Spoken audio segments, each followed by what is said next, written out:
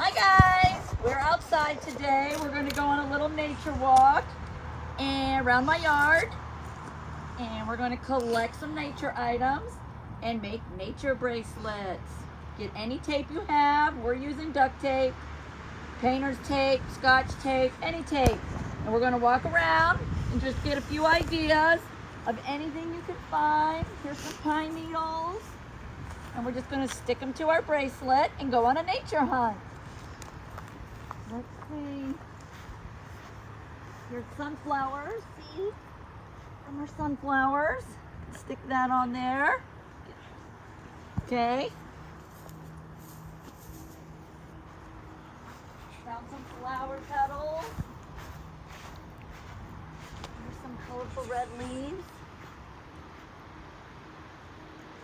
Stick them on. Woo! Cassie, did you find some stuff? Oh, Mommy's favorite. All right, here we go. Here's just a little idea. We're going to continue our hunt and go find some more items to add to our bracelets. Have a great day, friends. Enjoy.